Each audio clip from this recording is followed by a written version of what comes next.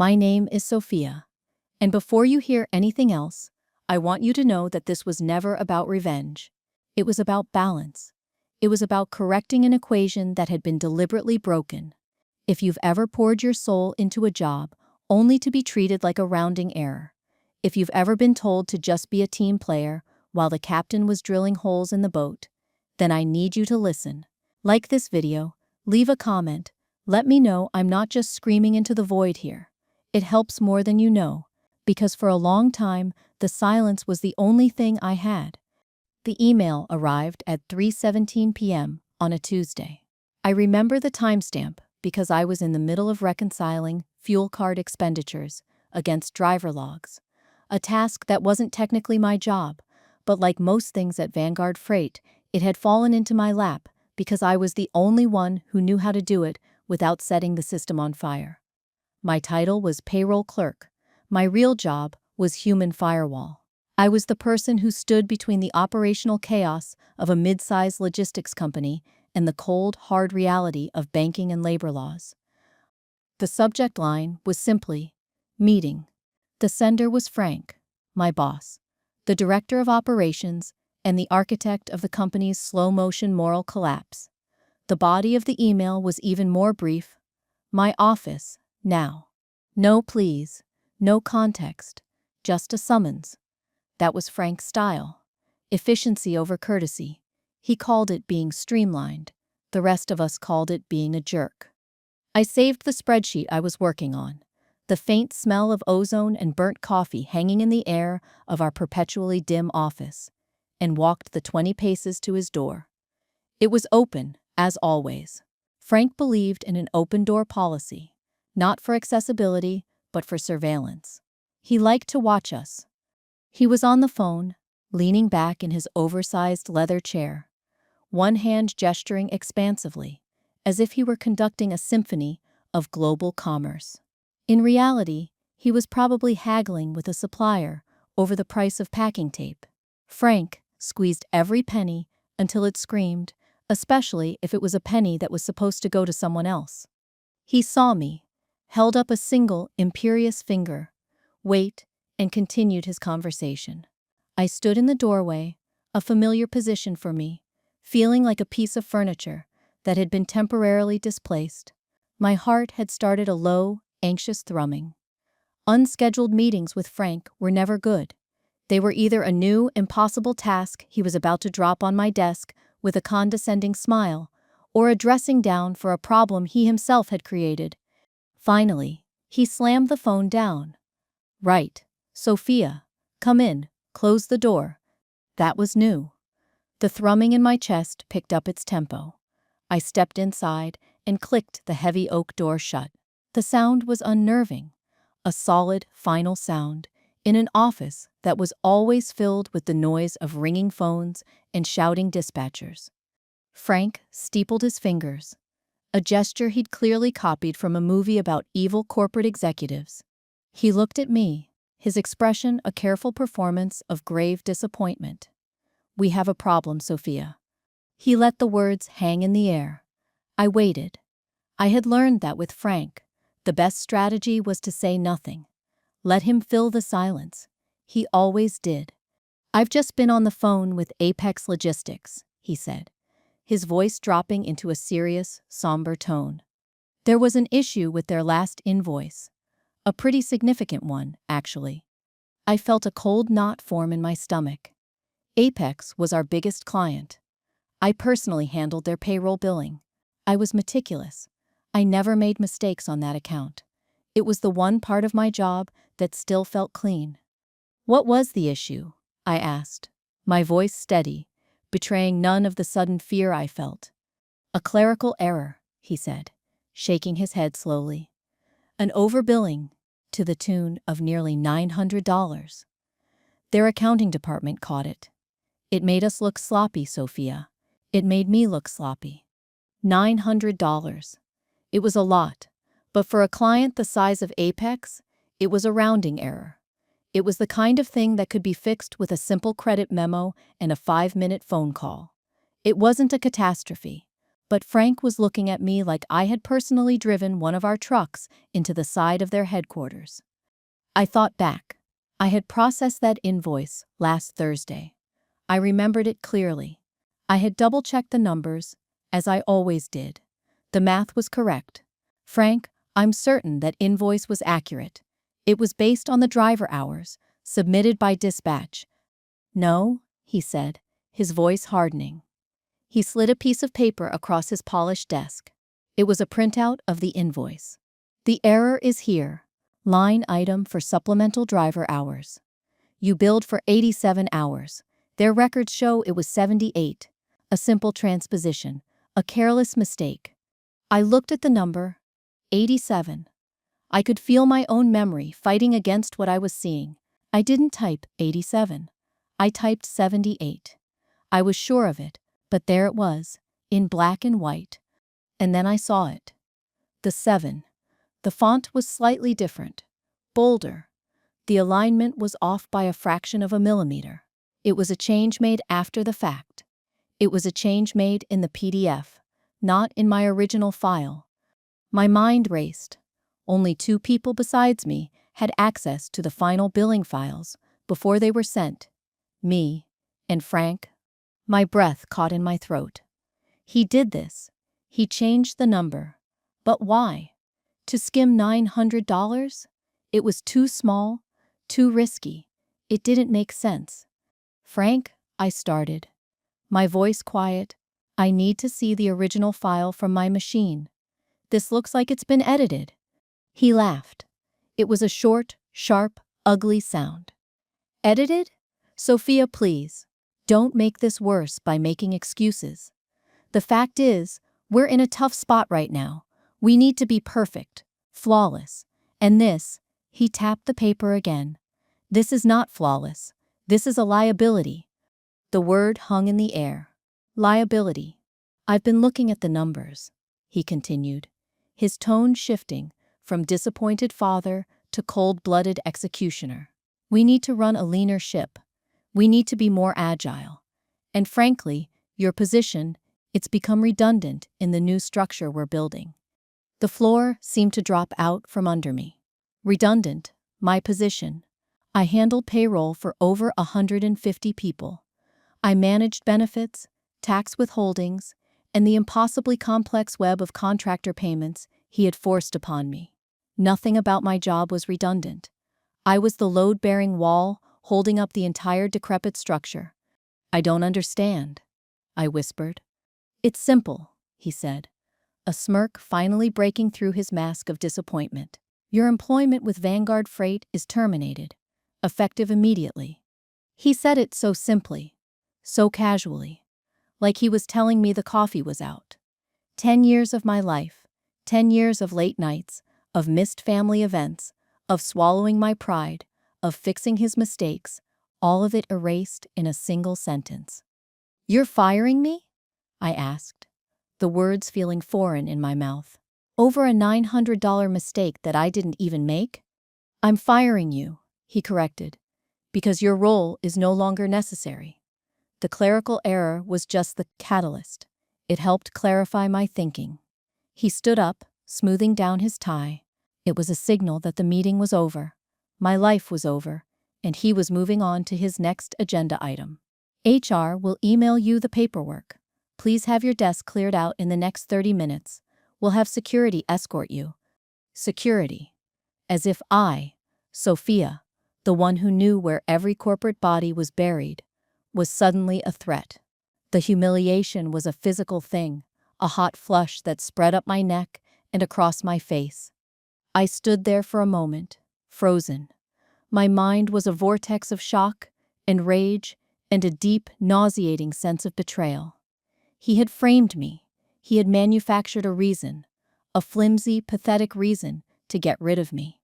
But what he didn't know, what no one in that building knew, was that I wasn't just a payroll clerk. For the past 6 months, I had been something else entirely. I had been a secret archivist, a silent witness. He thought he was just firing a redundant employee. He had no idea he was activating a time bomb. As I turned to leave his office, My mind wasn't on the box I would have to pack, or the walk of shame past my colleagues. My mind was on a single file, hidden on an encrypted thumb drive in the bottom of my purse. A spreadsheet. A spreadsheet with a name. I called it the ledger, and it contained every single sin Frank had committed. A detailed, line-by-line accounting of every employee he had forced me to misclassify as an independent contractor.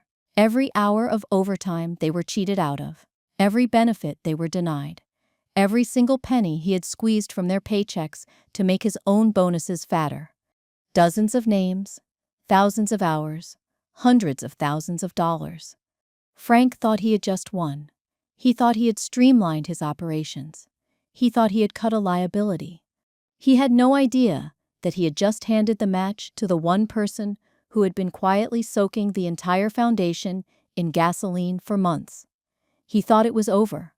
It was just getting started. It wasn't about revenge. It was about a debt coming due. The drive home was a blur. I don't remember the traffic lights or the turns.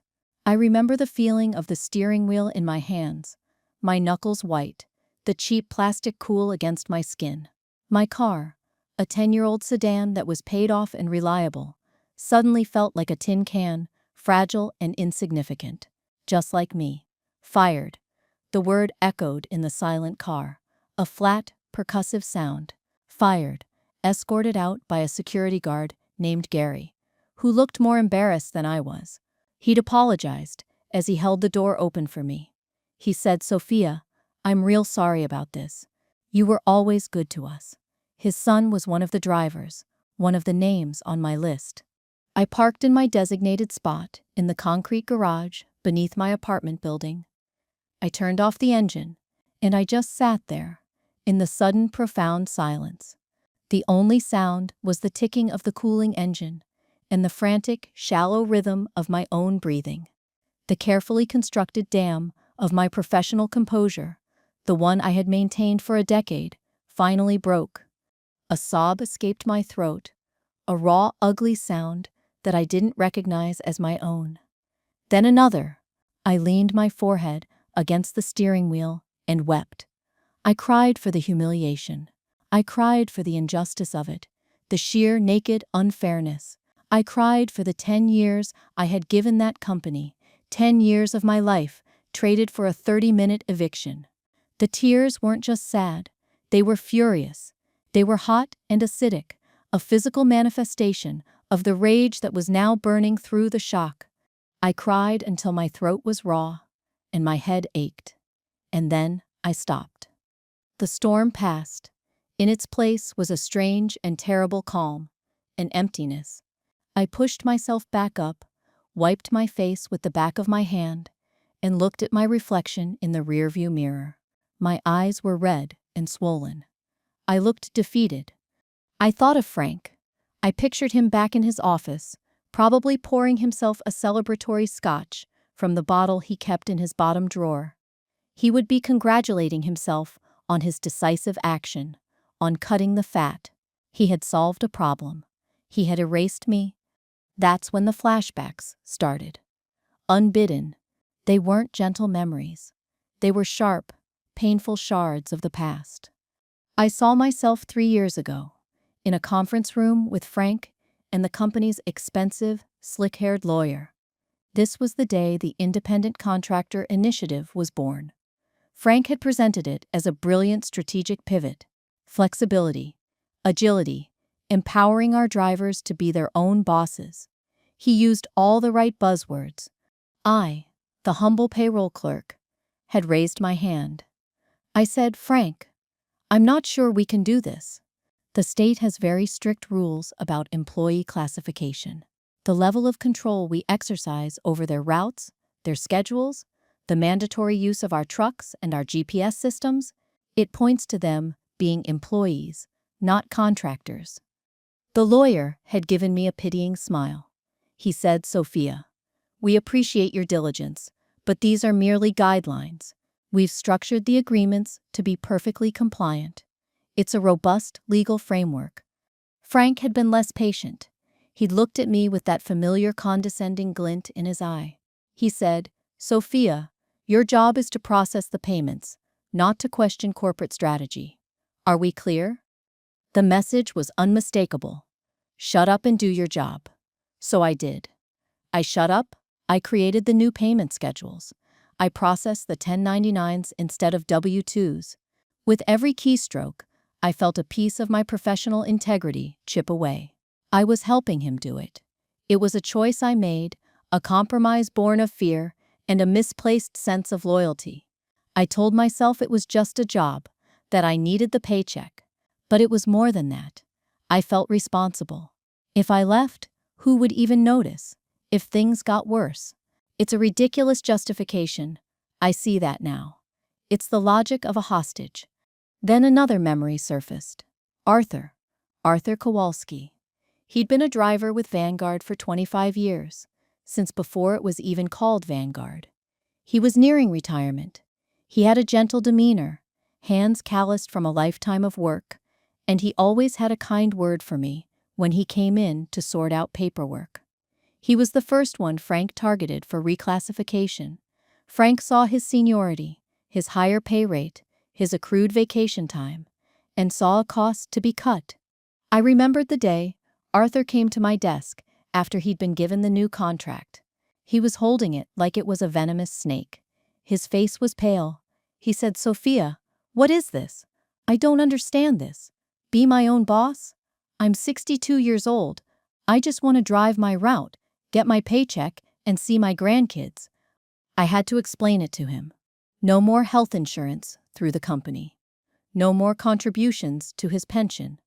No more overtime pay, even though his runs often went into 10 or 12 hours. He would have to pay his own self-employment taxes. His net pay would plummet. He just stared at me, his eyes filled with a confusion that slowly hardened into a profound, weary sadness. He said, "My wife's medical bills, my daughter, she's starting college. I need to co-sign her loan. The bank wants to see stable employment records. What am I going to show them now? A 1099? I had no answers for him. All I could do was sit there, a cog in the machine that was grinding him down, and say, "I'm sorry, Arthur. I am so, so sorry." He just nodded, folded the contract, and walked away. He took the deal. He had no choice. It wasn't just Arthur. It was dozens of others. Young guys with new families, single mothers, veterans. One by one, they were called into Frank's office and given the same choice: become a contractor or find another job. Most signed. They were backed into a corner, and I was the one who processed the paperwork that sealed their fate. I was complicit. The guilt had been a low-grade fever in my system for months, a constant, dull ache of shame. I sat in my silent car, the weight of those memories pressing down on me. This wasn't just about me being fired. It was about Arthur. It was about Gary, the security guard's son. It was about every single person Frank had systematically stripped of their rights and dignity to pad his bottom line. My firing wasn't the crime. It was just the final insult, the catalyst. Frank's mistake wasn't firing me. It was thinking I was just like him, motivated only by self-interest. He assumed I'd just slink away. Defeated. He miscalculated. He didn't understand that my loyalty wasn't to the company. Not anymore. My loyalty was to the people the company was chewing up. It was a strange, tangled, and emotionally debatable logic. I know. Why stay in a place that made me compromise my morals just to feel like a helpless guardian? Because leaving felt like abandoning them completely. Now, I was free to actually fight for them. That's when the resolve began to form. It started as a tiny cold spark in the pit of my stomach, in the empty space where the fear and despair had been. It grew steadily, a quiet, cold fire. I finally got out of the car and went up to my apartment. The air inside was stale. I dropped my keys and my purse on the small entryway table. The encrypted thumb drive inside made a soft, clicking sound against the wood. It was the only sound that mattered. I didn't turn on the lights. I walked through the dim apartment to my small desk by the window. I sat down and pulled the thumb drive from my purse. It was small and black and unremarkable, a little piece of plastic and silicone that held Frank's entire world in its memory. I thought about the catalyst. What was the final push? It was something small, something I hadn't even consciously registered until this moment. A few weeks ago, Arthur had been at my desk, showing me a picture of his daughter in her cap and gown from her high school graduation. He was so proud.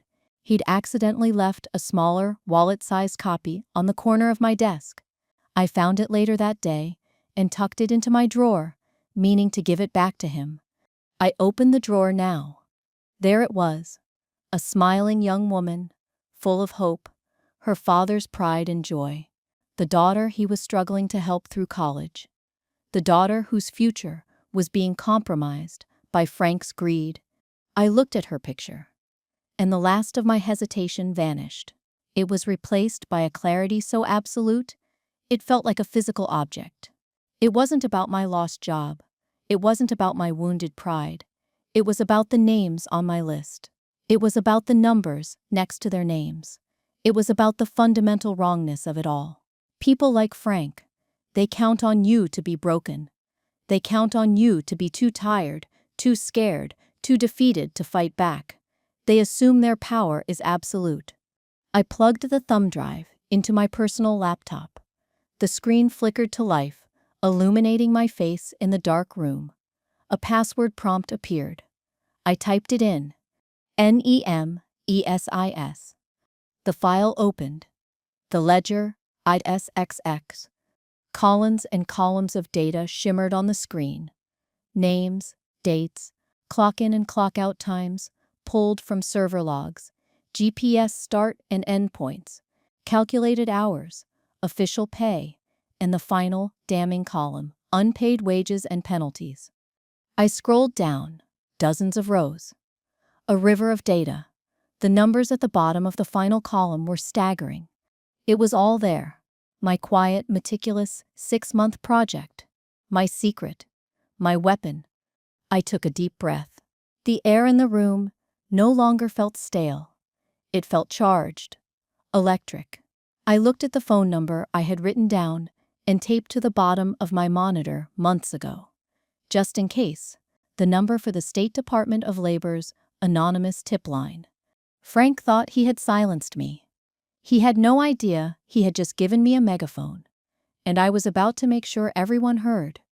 It wasn't about revenge. It was about justice. A justice that was long, long overdue. Building the ledger wasn't a single act of defiance. It was a slow, creeping insurrection, conducted in the quiet hours after everyone else had gone home. It started not with a grand plan, but with a gnawing feeling of complicity. It began the day after Arthur walked away from my desk, his shoulders slumped with the weight of that fraudulent contractor agreement. That night, I couldn't sleep. I kept seeing his face, that look of weary defeat. I felt dirty, like an accessory to a crime. And I realized it was a crime. Not just morally, but legally. Frank and his slick lawyer could wrap it in corporate jargon, but it was wage theft, pure and simple. The thought was paralyzing at first. What could I, a payroll clerk, possibly do? I was a cog. But then another thought followed, sharp and clear. I was the cog that had access to the entire machine. I was the one who saw the inputs and the outputs. I saw the discrepancy between the hours people were actually working and the flat fees they were being paid. I had the keys, so I started. My foresight wasn't born of strategy, but of shame. My first step was simply to stop deleting things. Normally, to save server space, I would purge the raw time clock data after payroll was processed. It was company policy. I just stopped. I created a new hidden folder on my local drive, password protected, and started moving the raw files there instead of to the trash. It was a tiny act of rebellion, invisible to anyone but me. It felt both terrifying and empowering. Then, my plan got more ambitious. The time clock data was good, but it wasn't enough. Many of the drivers, especially after being reclassified, were told they didn't need to clock in and out anymore. They were business owners, after all. They were paid by the run.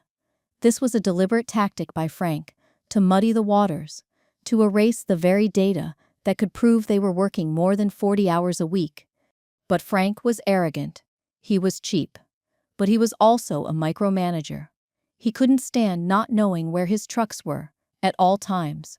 So every single vehicle in the Vanguard fleet, whether driven by an employee or a contractor, was equipped with a GPS tracker that fed data back to our central dispatch server. He claimed it was for insurance and client security. In reality, it was his leash, and it was about to become his undoing. Getting that GPS data was the real challenge. It was on a different server, managed by the IT department. I had no business being in there. This is where my subplot, a quiet alliance I didn't even know I was building, came into play. His name was Ben, a kid in his early 20s who ran the IT help desk. He was smart, but overwhelmed and underpaid. A few months prior, his own paycheck had been messed up, a miscalculation in his tax withholding. He'd come to me, frantic, worried he wouldn't make rent. Frank had brushed him off, told him it would be sorted out in the next pay cycle. 2 weeks was a lifetime for Ben. I stayed 2 hours late that night, dug into the system, found the error, a simple data entry mistake made by HR, and pushed through an off-cycle payment for him. I didn't have to. I could have waited, but I remembered what it was like to be his age, watching my bank account dwindle. He had been profoundly grateful. He'd said, "Sophia, if you ever need anything at all, you just let me know. I owe you one." I hadn't thought much of it then. But now, his words echoed in my mind. I didn't want to put him at risk. I couldn't just ask him for the GPS data. So I waited for an opportunity. It came in the form of a system-wide software update. Ben sent out a company-wide email saying he'd be pushing updates to our desktop software and that we might notice our systems running slowly. That was my window. I sent him a carefully worded email. "Hi Ben, I'm getting a persistent error message when I try to access the archive folders on the main payroll server. I think it might be related to the update. Can you take a look? I've granted you remote access to my machine for the next hour." It was a complete fabrication. There was no error, but it was plausible.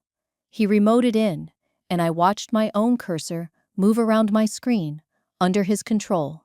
He clicked around for a few minutes. Then he sent me a chat message. "Weird, I'm not seeing any errors on my end. But I did notice your network permissions are a bit wonky.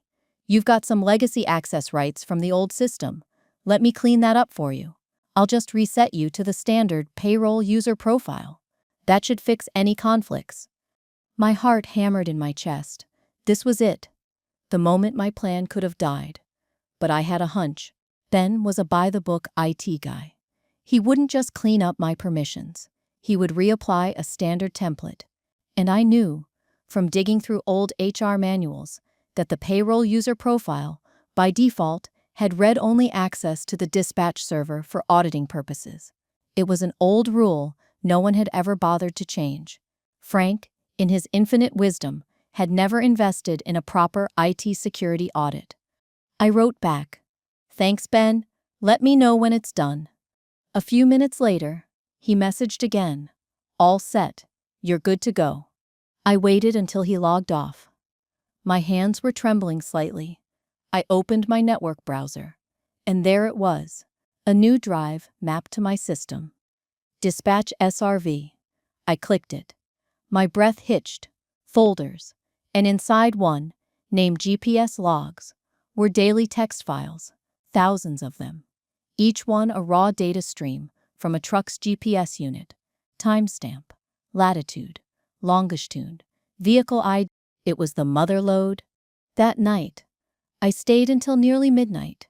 I copied 6 months' worth of logs onto my encrypted thumb drive. It took hours. Every creak of the building, every distant siren, sent a jolt of panic through me, but I got it all. Now I had 2 sets of data.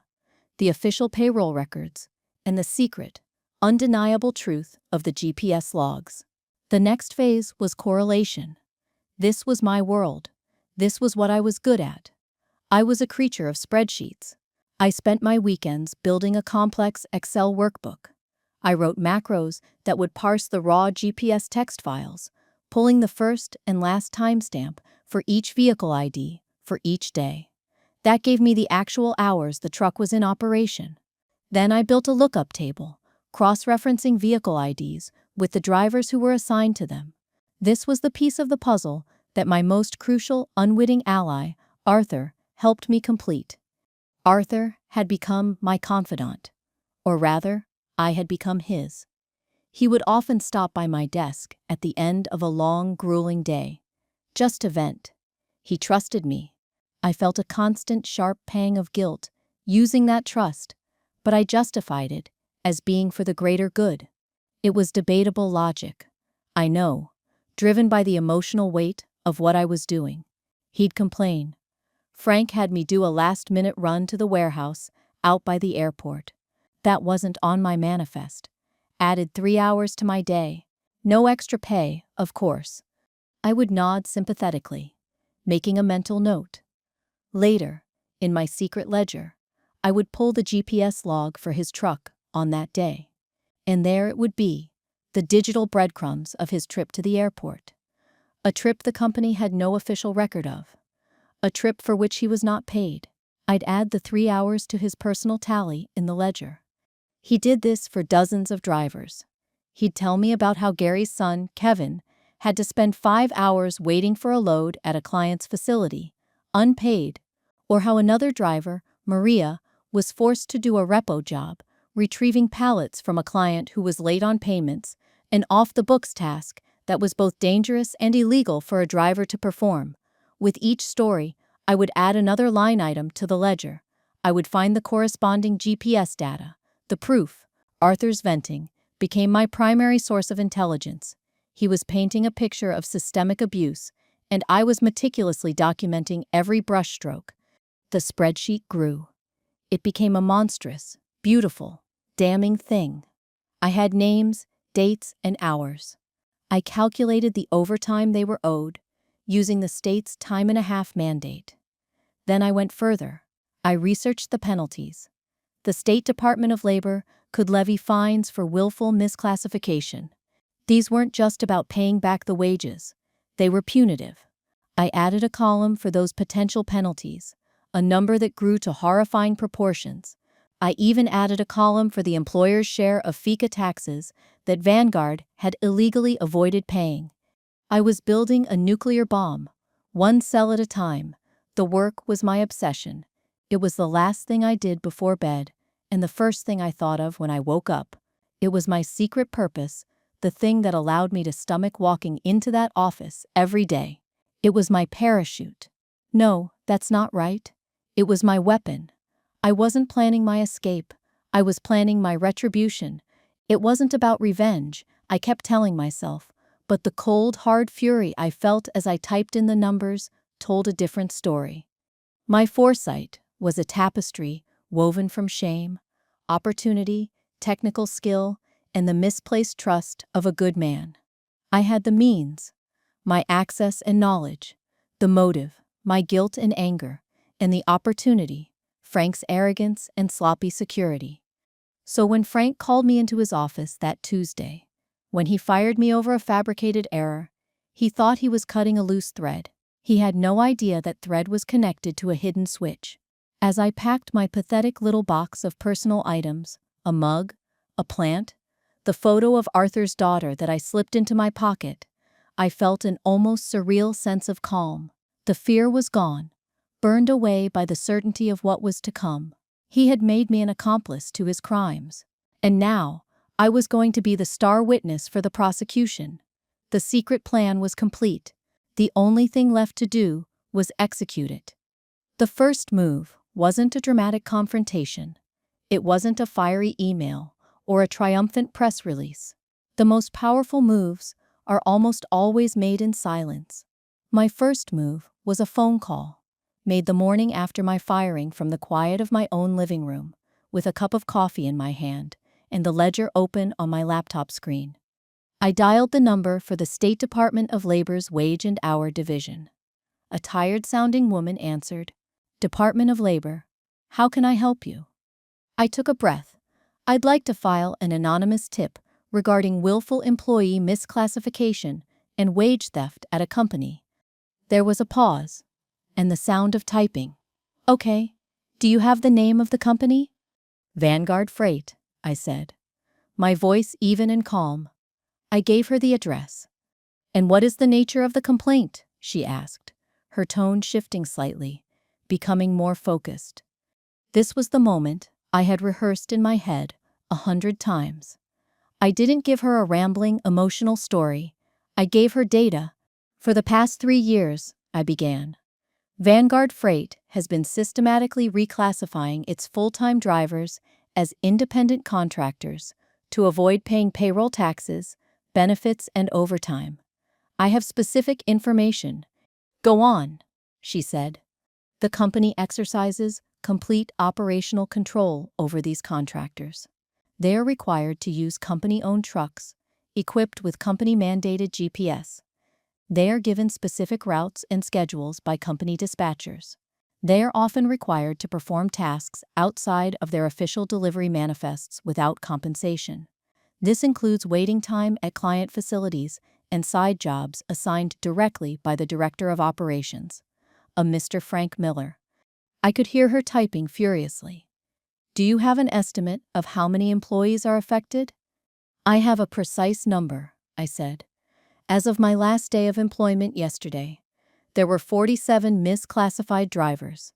I can provide a list of names if this moves to a formal investigation." There was a sharp intake of breath on the other end of the line. 47. This wasn't a one-off complaint. This was a pattern.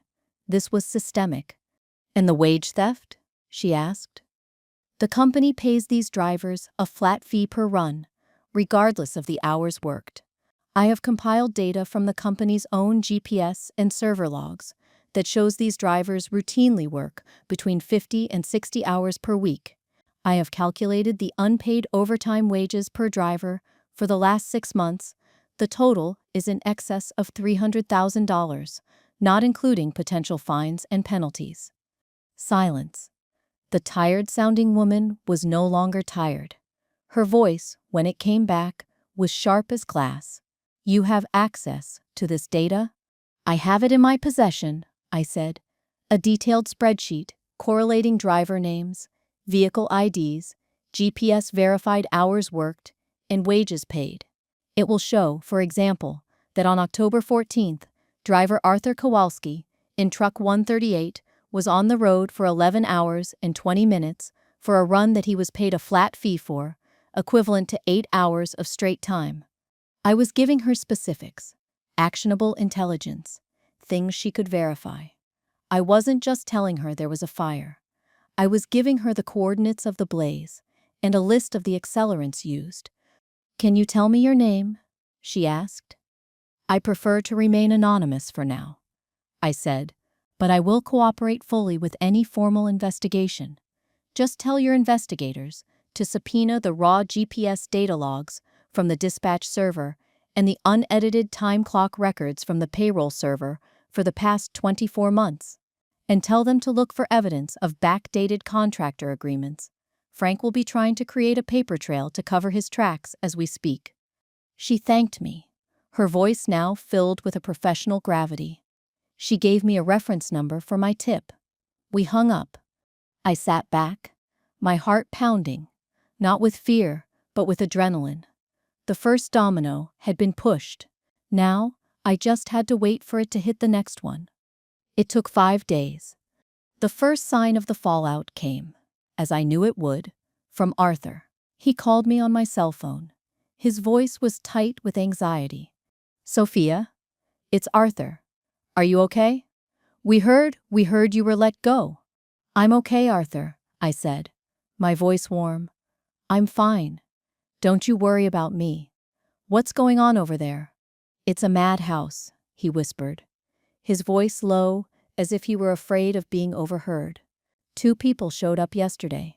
Suits, from the Department of Labor. They walked right into Frank's office with a piece of paper, and they've been locked in there for hours. A slow, satisfied smile spread across my face. That was fast. Faster than I'd anticipated. My specific, verifiable data must have pushed my tip to the top of the pile. This wasn't some vague accusation they had to spend weeks investigating. I'd given them a treasure map. And that's not all, Arthur continued. Frank is losing his mind. He's been storming around the office, yelling at the dispatchers. He sent out a company-wide email this morning, saying there's a routine audit and that no one is to speak with the investigators without a company lawyer present. People are spooked, Sophia. Really spooked. Frank's panic was predictable. He was a bully, and bullies are cowards when confronted by a power they can't intimidate. He was trying to lock down the narrative, to circle the wagons, but the horses had already left the barn. I had made sure of it. Just keep your head down, Arthur, I said, my voice calm and reassuring. Do your job. Tell the truth if they ask you anything. You have nothing to be afraid of. Easy for you to say, he mumbled, but there was a note of trust in his voice. I was his one stable point in this whirlwind. The real chaos began the next day. The DOL investigators, armed with my map, knew exactly which rocks to overturn. They had subpoenaed the specific server logs I mentioned, the raw data, the unedited truth. Frank could create all the fake, backdated contracts he wanted. He couldn't fake 6 months of GPS history. He couldn't erase the digital fingerprints all over the system. My old colleague, a woman named Sarah from accounting, sent me a text. OMG, Sophia. You are not going to believe this. It just locked down the payroll and dispatch servers. By court order. Frank is literally screaming in his office. He tried to get Ben to give him admin access, and Ben refused, said he'd be held in contempt of court. Frank threw a stapler at him. I had to smile at that. Good for you, Ben. The antagonist's panic was escalating exactly as I'd envisioned. Frank was used to being in control. He manipulated people. He manipulated numbers. But he was now up against a system he couldn't bully or deceive. The data was absolute. The investigators had the truth, my truth, the ledger's truth, and they were using it to dismantle his kingdom of lies, brick by brick. The final public reveal of this stage wasn't a press release. It was quieter, more insidious. The DOL investigators started interviewing the drivers, one by one. They weren't asking vague questions. They were asking things like, Mr. Kowalski, can you account for your movements on October 14th? Our records show your vehicle traveled to the airport industrial park, a location not on your official manifest for that day. Can you explain why? The story began to spread like wildfire among the drivers. The state knew. They knew everything. The fear that had kept them silent for so long began to evaporate, replaced by a cautious, rising tide of anger and hope. They started talking to each other, comparing notes, realizing the scope of the deception. Frank's strategy of isolating them, of making each of them feel like they were the only one getting a raw deal, was backfiring spectacularly. The silent takeover was complete. I hadn't seized control of the company. I had seized control of the truth. I had taken Frank's most powerful weapon, information, and turned it against him with devastating precision. He was trapped in a prison of his own data, and I had handed the key to the warden. He was panicking, flailing, exposing his guilt with every desperate move. And I was at home, watching it all unfold, one text message, one phone call at a time. The power shift was palpable. It wasn't something you could see on a balance sheet. Not at first. It was in the air. It was a change in the fundamental physics of Vanguard Freight. For years, the gravitational center of the company had been Frank. His moods, his whims, his cost-cutting schemes. Everything revolved around him. Now the center of gravity had shifted. It was an invisible external force, the investigation. The first, most critical effect was a mass exodus, not of clients, but of talent. The misclassified drivers, the very people Frank had tried to chain to the company as disposable contractors, were now the ones with all the power. The ongoing investigation meant their pay was in limbo, their futures uncertain. Good drivers are always in demand. They started to walk. Kevin, the security guard's son, was one of the first. He got a job with a rival company, a proper employee position with benefits and guaranteed hours. He called Arthur to tell him the news. Then 2 more drivers left. Then 5. Within 2 weeks, nearly a third of the misclassified drivers, the most experienced and reliable ones, had quit. They didn't need to be poached. They just needed an escape hatch, and the investigation had provided it. Vanguard's operations began to crumble. Loads were being missed. Deliveries were late. Their biggest clients, the ones like Apex Logistics, who relied on punctuality, started to notice. The noise I had created with my single silent phone call was now a deafening roar inside the company. Frank's carefully constructed machine was grinding to a halt because he had discarded the most important parts. Arthur kept me updated. He'd call me every couple of days, his voice a mixture of awe and terror. "They're trying to get us to sign new contracts," he told me one afternoon. "Real employee contracts this time, with back pay. But it's a fraction of what they really owe us. And they want us to sign a waiver, an NDA, promising not to talk to anyone else about it." It was a classic Frank move. Desperate, stupid, and deeply illegal. Trying to settle a state investigation with a private, coercive agreement. "Don't sign anything, Arthur," I told him, my voice firm. "Tell the other drivers, do not sign. The state is handling this. You'll get what you're owed, all of it." The message rippled through the remaining drivers. "Don't sign. Hold the line." My anonymous voice, filtered through Arthur, had become a source of trusted counsel. I was a ghost in the machine, guiding the resistance. Then came the desperate counter I had been waiting for. My phone rang. The caller ID said Vanguard Freight. My heart gave a single, hard thump. I let it ring twice, then answered, my voice deliberately neutral. "Hello? Sophia? It's Frank." His voice was completely different. The arrogance was gone. The condescension was gone. It was replaced by a thin, strained quality, like a wire stretched to its breaking point. "Frank," I said, my tone flat. "Sophia, listen, we've had a misunderstanding," he started, the words tumbling out, a big one. "Look, I was under a lot of pressure. I made a mistake letting you go, a terrible mistake. You were the glue that held this place together." I remained silent. I knew he wasn't calling to apologize. He was calling because he needed something. "This whole DOL thing," he said, his voice dropping to a conspiratorial whisper. "It's a nightmare. A total witch hunt based on bad information. They're tearing the place apart. But you understand the system, Sophia. You know the numbers. You can help us fix this. We can make this right." I waited for the offer. "I want to offer you your job back," he said, the desperation now naked in his voice. "Senior payroll manager. A 30% raise. We'll create the position for you. You can help us sort out this paperwork, get the auditors what they need, and put this whole mess behind us." There it was. He wanted me to come back and help him bury the bodies I had just uncovered. He was offering me the very promotion and respect I had craved for years, but he was offering it for the worst possible reason. He didn't value my competence. He was terrified of it. He thought he could buy my silence. He thought he could buy my complicity. This was the moment of the true power shift. He was the one pleading. I was the one holding all the cards. I let the silence stretch out, enjoying the sound of his ragged breathing on the other end of the line. Then I delivered the final, quiet blow.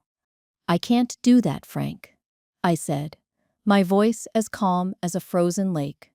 "What? Why not? Sophia, I'm offering you everything." "Because," I interrupted, "as a material witness, in an ongoing state investigation.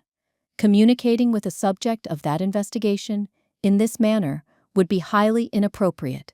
In fact, I believe it could be construed as witness tampering. The silence on his end was absolute. I could almost hear the gears in his brain grinding to a halt, the full implication of what I had just said crashing down on him. I hadn't just said no. I had told him that I was a witness, that I was on the other side, that I was untouchable. "I have to go now, Frank," I said softly. "I'm expecting a call from my contact at the Department of Labor. I'm sure you understand." And I hung up. I stood in my kitchen, phone in hand, and for the first time since this whole ordeal began, I smiled. A real, genuine smile. It wasn't about the money. It wasn't about the job. It was about that moment. The moment the bully on the playground, the one who had terrorized everyone for years, finally realized he was standing in front of the one person he couldn't push around anymore. The power had not just shifted, it had been completely and irrevocably transferred.